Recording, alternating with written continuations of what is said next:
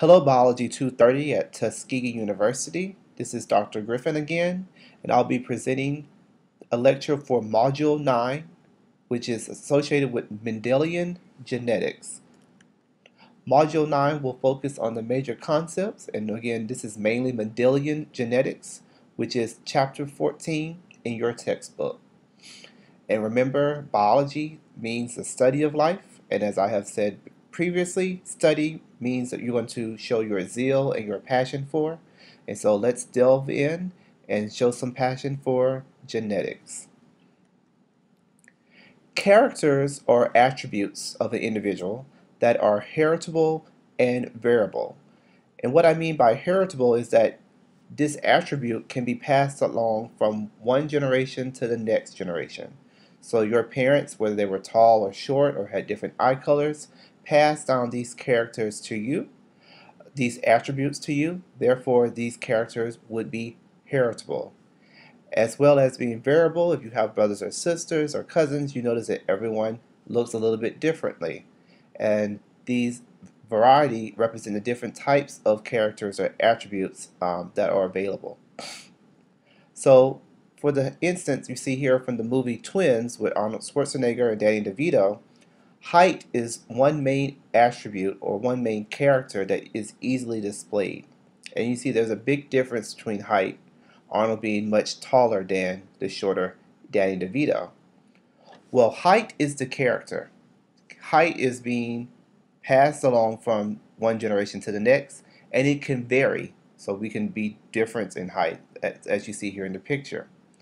Whether you be tall or short, that refers to your trait.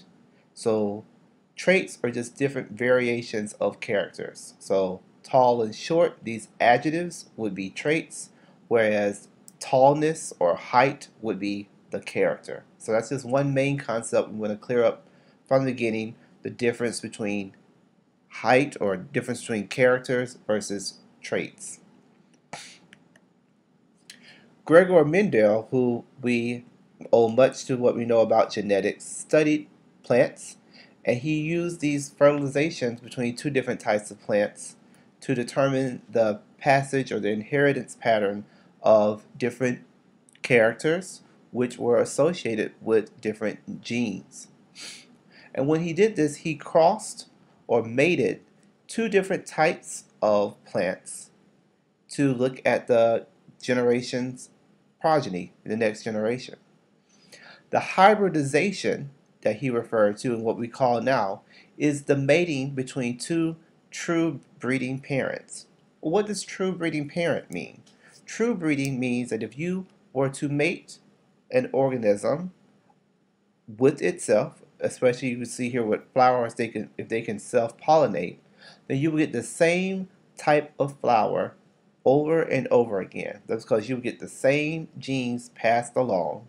You get the same trait over and over again. So if you can do this with an individual, you can do this with a flower or a plant or a fly or a mouse, etc. You would say that they are true breeding. They keep giving you a consistent trait and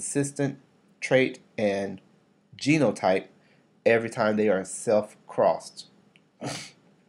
Well, in the P generation, or the parental generation, Mendel crossed or mated or hybridized, if you will, two different true breeding parents. For the example here shown in this illustration on the PowerPoint, one plant had purple flowers and the other plant had white flowers. And when he mated or crossed these two different flowers, in the second generation, which is called the F1 generation, all those plants had purple flowers. Now the reason this group is called the F1 generation is because that F stands for filial, which means son. It comes from the Latin word filius, which means son, or filia, which means daughter, so child. So these are the children of the parents. So F1 generation are children of the P generation. Then all these plants had purple flowers. Now, next, he self or cross-pollinated or self or cross or mated all the F1 generations against each other or with themselves, and that led to the next generation, which would be the F2 generation, or the second filial, or the second child, the second children generation. You can think of these as being the grandchildren. Get my cursor back up. The grandchildren, F2, are the grandchildren of the P generation. And what he noticed is that there was mostly purple flowered plants, and now there was this recurrence of some, but a small number of white flowered plants. These were the results of hybridizations or matings or crossings. All of these are somewhat synonymous with each other. He was led to the idea, given these different crossings and the patterns of the occurrence of different traits for different characters, that different alleles contribute to variety. So the biological basis for purple versus white flowers was that these two different plants have two different variations of the same gene. And so different versions of a gene are called alleles. Okay? It's the same gene, it's still the flower color gene. It's just that the purple flower has one set of alleles that gives purple coloring to their flowers. The white flowers have another set of alleles that gives white coloring to the flowers. But the gene itself is still responsible for flower color. Okay? So the genes are going to drive the overall product.